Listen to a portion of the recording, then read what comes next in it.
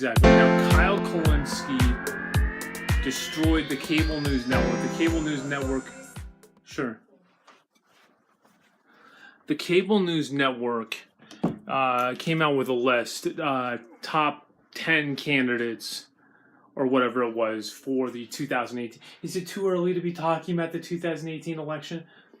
And they listed Bernie Sanders as number 5. And Kyle, take it away. CNN did a segment ranking the 2020 contenders for president on the Democratic side, and you're about to see how that went. Guess how many days there are before the next presidential election? Only 837. Do you think that's too soon for us to be talking about who might run in the Democratic Party? I don't, and neither do our own political junkies, CNN's own Harry Anton and Chris Cillizza. Gentlemen, it's never too early, right? Never. No. Never. No, it's only never. Two Never, years, ever. 3 months, and 14 days. I mean, there you go. It's all I can think about these days. Truly, all I can think about. You guys have a piece out that's getting a ton of buzz and a ton of attention, ranking the top 10 potential contenders for 2020. You've got Joe Biden at the top, Cillizza. Walk me through why that's an exciting pick for the party. Well, I don't know that it's an exciting pick for the party, but I don't know if Donald Trump as president. The question is, do Democrats want to pick their version of Trump or the anti-Trump? Biden, in some ways, is the anti-Trump. Right now, Harry and I write about this in the piece. Typically, the guy or gal who is in first, who is ahead in early polling, tends to be there right at the end. That's Joe Biden right now, ahead in national polling, ahead in early state polling, and ahead, by the way, it's kind of got missed, but ahead by double digits over Donald Trump in general election polling. So at this date, if you're betting, Joe Biden is your best bet. The question, obviously, is he's 75 years old. Does the party want that now? Trump, how old's Trump? 72. There you go. All right. 70 is the new 40, apparently. Harry, to you, what I noticed right away from this list, if we can pull it back up, guys, there's not a single business leader, right? There's not a Howard Schultz on that list. There's not a Mark Cuban on that list. There's not some of these names that were floated out there as maybe being the anti-Trump, but still coming from the business world and not from the world of politics. These are all politicians. They are all politicians, and I will say, look, it's certainly possible that one of them could end up being the nominee, but at the end of the day, given where the Democratic Party is right now, right, it's very difficult for me to imagine that a business leader could potentially win, especially with the Bernie wing sort of in its ascendancy and being very anti-Wall Street. So, you know, Schultz, Mike Bloomberg's another name that a lot of people have spoken about. They could certainly enter, but I think they're going to find a lot of problems, especially if they have connections to Wall Street. What about, Cillizza, the more liberal, sort of in the Bernie wing, the Bernie, obviously right there in the middle at 5. Yeah. Also, Senator Sanders, I should call him. Also, Kamala Harris, Elizabeth Warren. I mean, Kamala Harris is now writing this book, right? It's a pretty clear where her path is headed. Yes. Elizabeth Warren is taking more trips. The guy with the glasses. I want to punch this guy as hard as I fucking can right in the face. Yeah, Kamala Harris, Kamala Anderson, who is ascending in the Democratic Party. Yes, she is. I want to fucking Overseas, trying to beef up those foreign policy chops. Yeah, look, so I would say Biden is sort of the establishment wing of the party. And then the next 4 people Harry and I have ranked, 2 through 5, are all liberals, without question. Kristen Gillibrand is a liberal. There's only one thing worse than Asian sluts. It's yellow-haired sluts. And I would say liberals and trying to get left of each other as fast as they can. So Warren, Harris, Gillibrand, Sanders. The argument for Sanders is he's been there the longest. The argument against him is, do Democrats really want to relitigate 2016 in any way, shape, or form? And again, Bernie Sanders is 76 years old. You know what gave me life? The comment section on this video and the like to dislike. It was under 50% likes, and the comments were like, you just ranked the most favored politician, the most liked politician in the country, 5th. You put him 5th. when he's consistently and repeatedly for years now been the most popular politician? What the fuck are you doing? Listen, man, they pay these guys. This is what CNN does. This is what mainstream media does. They pay these know-nothing jack-offs to just pontificate and have verbal diarrhea and give their take disconnected from reality. Here's the thing, man. People aren't interested in what the fuck you just made up. They have no interest in that whatsoever. People wouldn't watch this show if they thought I was just making shit up. They think what I'm saying has some connection to objective, observable, empirical reality. So they think, oh, he's giving me something that's real, therefore I'm going to watch his show. Put Chris Cillizza on fucking YouTube and watch how he does. He'd be down there with Wolf Blitzer. They'd have like 13 subscribers and -8 views. But these are the guys that get paid a tremendous amount of money to go on CNN and just talk out of their ass. That's what this is. He's talking out of his ass. I came up with this list that's not really connected to anything. Now, to be fair to him, having Biden at number 1, a list can be serious if it has Bernie at number 1, because he's the most liked politician in the country, or Biden at number 1. Now, in most polls, Bernie's number 1, okay? But there have been about maybe 2 polls where Biden comes out above Bernie.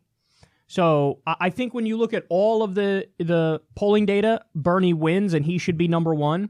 But yes, right now you can put Biden at number 2. And then, whoever else you add on that list, there should be some evidence that you can present as to why they should be in that position. So when he puts Kamala Harris in front of Bernie, that's how you know he's just making shit up. There's not a single poll that has her above Bernie. That doesn't exist. Very few people even know who Kamala Harris is who aren't really deep political junkies. And also, they said that Kamala Harris is part of the Bernie wing of the party. Really? Go ahead and talk to the actual Bernie wing of the party and we'll tell you what we think of her. No, she didn't. She was the attorney general in California and she didn't prosecute Steve Mnuchin when he was committing crimes with One West Bank, foreclosing on people early and kicking grandmas out into the street. It was recommended by her own department, hey, you should prosecute Steve Mnuchin. She didn't do it. Why? Donation money. So this idea of like, oh, well, obviously she's in the Bernie wing and obviously she's ahead of Bernie in the Bernie wing. It's almost like you're looking for the dumbest thing you could possibly say and then you say it. And even Elizabeth Warren, like, okay, half the time she's in the Bernie wing, but it's clear that like she's trying to override her own political instincts and listen to strategists, and there's no quicker way for her to lose. So, they're so annoying, man. They don't know anything. They were talking about business leaders. Look at the level of conversation they're having. They're like, oh, why not put like Howard Schultz or Mark Cuban on that list? And why not have them, get near the top of it?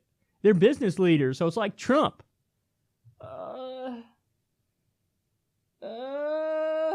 Imagine thinking that's why Trump won. It's like, oh yeah, he went out there and said, I'm a business guy, vote for me, woo. That wasn't what he said. In fact, what he did is he portrayed himself as the ultimate outsider. It was like, I'm anti-establishment. I'm for the people. I'm a populist. Now, he also was heavy on the xenophobic rhetoric with the Muslim ban and all that stuff. So it was a mix of xenophobia and bigotry, which the hardcore base of the Republican Party kind of likes, and then also the populist stuff, the anti-establishment stuff, which people who lean left or are more moderate or are just angry because the system has left them behind, they like that. Nobody was like, oh, it's because he was on The Apprentice and had businesses. That's why I voted for him. What? No. So, in other words, when they float people like Howard Schultz, the former CEO of Starbucks, who, by the way, has already shoved his foot in his mouth 8 times and he's not even running yet, when you float that guy, when you float Mark Cuban, these guys don't have anti-establishment credentials. These guys have no idea how to run a campaign or be populist or tap into a message that people agree with. They're awkward billionaire weirdos, so not going to happen. God, they don't know anything. And when you add Kamala Harris to the Bernie wing in your commentary and you put her in front of Bernie, you shouldn't even have the job you have. What are you doing? What are you doing? At no point is any of this connected to reality. That's why they come up with this list, put the most popular politician in the country dead last, and they go, oh, well, one of the reasons we put him there is because of his age. You just said Biden is 75 and he's number one on the list. Bernie's 76 and he can't make it to number one because of his age? Is that 1 year that big of a difference? And then, like they pointed out, Trump is 72.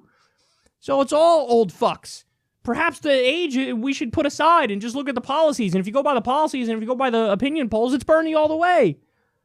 No matter what Bernie does, the establishment, mainstream media, corporate Democrats, they're gonna keep shitting on him and downplaying him.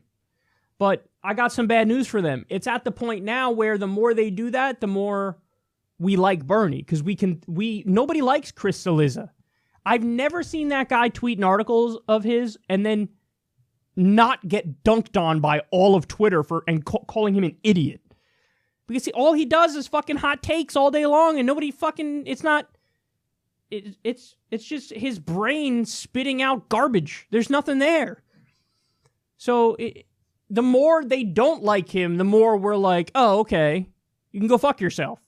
So I should be thanking him because it's because of idiots like this that this show's popular. But it's just so sad. It's like, how you're that out of touch? They're paid to be political commentators. They have no idea what's going on in the political world. No idea what's going on in left-wing circles. It's like when Alexandria Ocasio-Cortez beat Joe Crowley and fucking Joy Reid and other corporate journalists were like, pretty much everybody in the political world is doing a crash course on Ocasio-Cortez tonight. What? This is a YouTube show. We helped launch her campaign.